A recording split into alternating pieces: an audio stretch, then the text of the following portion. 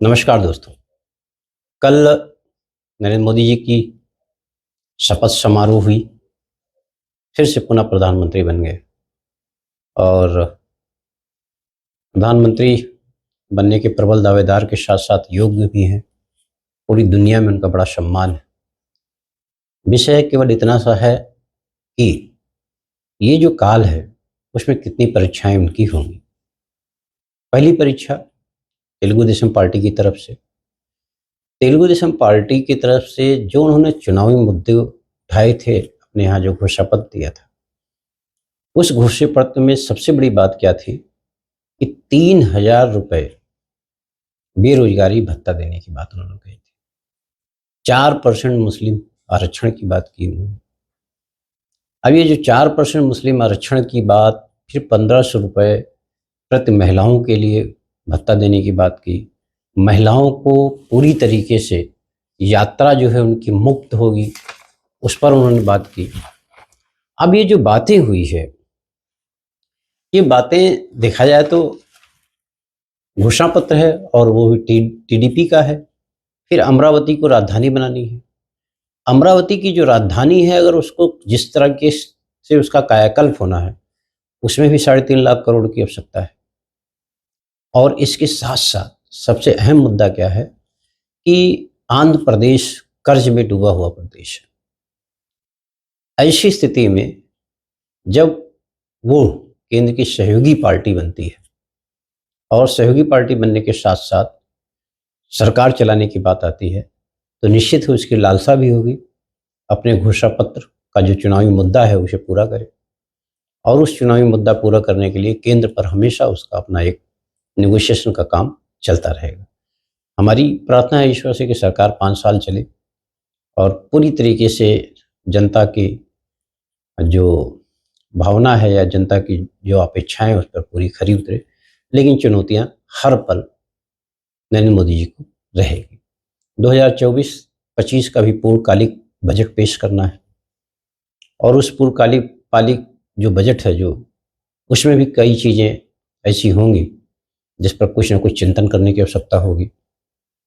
देश में जो निर्यात का लक्ष्य है, अगर हमें विकसित राष्ट्र की तरफ बढ़ना है तो उसको भी 1 लाख करोड़ तक कैसे पहुंचाया जाए, ये बहुत बड़ी बात है। क्योंकि निर्यात की वजह से ही हम समृद्ध होंगे, विकास के रूप में हम आगे बढ़ेंगे। ये एक नैतिक जिम्मेदारी भी है। दूसरी बात, डेटा सुरक्षा। डेटा सुरक्षा पिछले 10 सालों से अहम मुद्दा रहा है। डेटा सुरक्षा जो है, ये आप ये मान के चलो कि इस पर भी सरकार को बहुत काम करना होगा। इस पर काम करने की आवश्यकता बहुत ज़्यादा है और इस पर काम करने के साथ साथ इसकी दूरदर्शिता पर एवं कुछ ऐसे निश्चित प्लानिंग करनी होगी जिससे देश के सभी नागरिकों का डेटा सुरक्षित हो। कृषि सुधार पर बहुत काम करना है। कृषि सुधार पर जो काम करना है वो मामूली काम नहीं है, हमें तो लगता है कि बहुत ज़्यादा काम करने की आवश्यकता है। दूसरी बात यह है कि महंगाई दर कैसे 4% तक रहे, इस पर भी काम करना हो।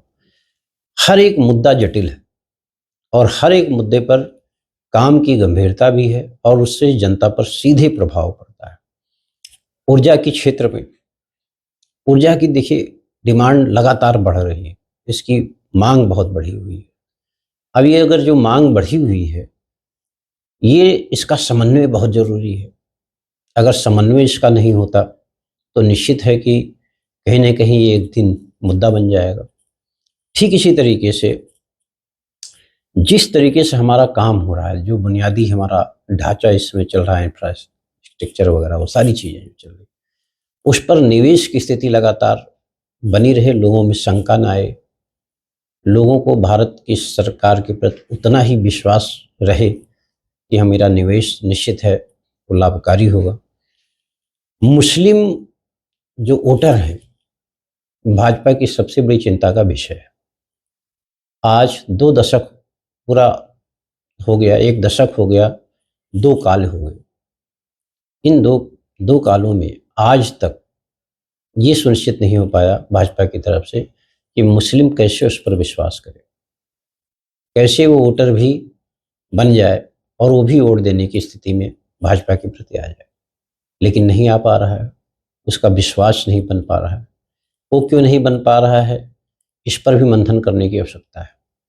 क्योंकि जब हम 140 करोड़ वासियों की, देशवासियों की बात करते हैं, तो उसमें सभी संप्रदाय के लोग, सभी तरह के लोग जो भी इस देश में निवास करते हैं, उन सब की सहभागीदारता की हम बात करते हैं।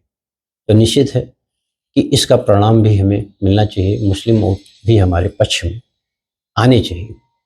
और अगर नहीं आ रहे हैं तो आप देख लीजिए, बंगाल में इतना अच्छा काम, इतने अच्छे माहौल के बाद भी सारे लोग लामबंद होकर भाजपा के विरुद्ध वोट देते हैं। उत्तर प्रदेश में भी ये स्थिति है। तो कहाँ चूक हो रही है? सारी योजनाओं का लाभ भी हम दे रहे हैं, क्यों उनके मन में ये अविश्वास है कि हमें भाजपा को वोट नहीं देना है? उसके लिए वो कसम खाते फिर रहे हैं। तो ये जो चिंता है, ये बहुत बड़ी है। जातिगण, ये जो जातियों का गणना है, ये विपक्ष का मुद्दा रहा है। इस बार इस कार्यकाल में हमें ऐसा लगता है कि सरकार को जाति गणना करा लेनी चाहिए। अगर जाति गणना करा लेते हैं तो ये मुद्दा दूसरी बार नहीं उठेगा। परसीमन भी एक मुद्दा है। परसीमन एक ऐसा मुद्दा है जिसके आधार पर सांसदों की संख्या बढ़नी चाहिए। नए संसद भवन का उद्देश्य और इसकी जो तस्वीर है, वो इस बात की ओर इशारा करती है कि निश्चित है नए सांसदों का भी बढ़ोतरी होगी। जो आज संख्या है उससे कहीं ज़्यादा संख्या जाने वाली है। खाद्य सुरक्षा भी हमारे यहाँ एक बहुत चुनौती का विषय है। बहुत सारे राशन हमारे यहाँ बर्बाद हो जाते हैं। अभी तक इस पर कोई ठोस नीति नहीं बन पाई कि कैसे राशन बर्बाद ना हो। उस पर भी काम करना है, उसके लिए कोई मास्टर प्लान लाना होगा। क्योंकि अगर रसद बर्बाद हो रहा है तो देश की बहुत बड़ी व्यवस्था, जो अर्थव्यवस्था पर आधारित है, उस पर कहीं न कहीं इसका बड़ा असर पड़ता है। बात करें जीडीपी की, तो बहुत तेज़ी के साथ ग्रोथ हो रही है और आज हम $4 ट्रिलियन बन गए। $4 ट्रिलियन बनने के बाद सबसे अहम मुद्दा क्या है कि 65 करोड़ युवाओं का ये देश है। 65 करोड़ युवाओं के देश में हमारे पास जो मुख्य विषय आता है और जो अपेक्षाएं हैं, वो उस अपेक्षाओं में सुधारों का जो सिलसिला है, अगर पूर्व की भांति रफ्तार पकड़ेगी, श्रम, भूमि अधिग्रहण जैसे क्षेत्र में अभी सुधार की प्रक्रिया में है। भारत के दृष्टिकोण से यह बहुत महत्वपूर्ण है कि यदि वह जनसंख्यिकीय लाभांश की संभावनाओं को उड़ाना चाहते, इसके लिए शिक्षा एवं कौशल विकास पर ध्यान केंद्रित करने के साथ ही बुनियादी ढांचे की उन्नत बनाना बहुत आवश्यक है। इन परियोजनाओं पर को वरीयता देनी होगी जिन्हें केंद्र सरकार सीधे लागू करने की स्थिति में। राज्य सरकारों के साथ बेहतर समन्वय बनाना होगा, जिसके चलते अक्सर परियोजनाएं लटक जाती हैं। इसके साथ ही स्कूली शिक्षा में सुधार की प्रक्रिया निरंतर जारी रखनी होगी और उसको कोई मूर्त रूप देना होगा। पिछले कार्यकाल में जो शिक्षा नीति आई, राज्यों को प्रेरित कर उसे जल्द से जल्द लागू कराना होगा। अध्यापकों के प्रशिक्षण एवं प्राथमिकता, मेरा तात्पर्य, कहने का तात्पर्य है कि जो हमारे अध्यापक बंधु हैं, उनके प्रशिक्षण के साथ साथ उनको प्राथमिकता मिले, उनके अंदर भी लगे कि हम भी एक अहम कड़ी है। शैक्षिक प्रक्रिया में अभिभावक और सामुदायिक सक्रियता बढ़ाई जाए। मेरा कहने का इस पर भी एक सीधा सा जो मंशा है वो ये है कि बच्चे पढ़ते हैं, शिक्षा बदल चुकी है, अभिभावक भी उस शिक्षा नीति को कैसे अपनाएं और अपने बच्चे के कैसे सहयोगी बने, इस पर भी समन्वय स्थापित करना होगा। और ये समन्वय स्थापित करने के लिए इस पर कुछ नीति बनानी होगी, कुछ काम करना होगा।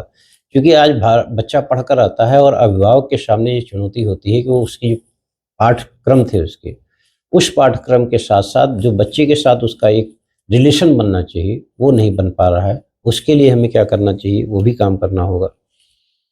जहाँ तक बात आती है देश के उच्च शिक्षण संस्थानों में से 1% से कम संस्थान ही गुणात्मक शोध पर संलग्न है। इससे देश में शोध से जुड़ी संस्थाएं आकार नहीं ले पा रही। राजस्व बढ़ाने के लिए प्रत्यक्ष एवं अप्रत्यक्ष कर सुधार की अत्यंत महत्वपूर्ण आवश्यकता है। अगर ये ऐसा नहीं कि इस पर सरकार काम नहीं कर रही, किंतु समय कम है, काम ज़्यादा है। और अगर ये काम होता है तो देश की अर्थव्यवस्था पर इसका सीधा असर पड़ेगा। कारपोरेट इनकम टैक्स और निजी आकार पर सुधारों की लंबे समय से प्रतीक्षा है। हालांकि सुधारों की लिस्ट बहुत लंबी है, लेकिन सरकार इन क्षेत्रों पर ध्यान केंद्रित करे तो स्थिति बेहतर हो सकती है। चुनौतियां हैं सरकार के पास। आज हम सहयोगी दलों के आधार पर सरकार बनाए हैं। सबकी अपेक्षाएं, बिहार की भी बहुत सारी मांगे हैं। बिहार भी विशेष राज्य का दर्जा चाहता है, आंध्र प्रदेश भी विशेष राज्य का दर्जा चाहता है। अग्नि परीक्षा है, किंतु मैं जानता हूं कि नरेंद्र मोदी सरकार पिछले 10 सालों में जिस तरीके से उसने काम किया, जिस तरीके से उसने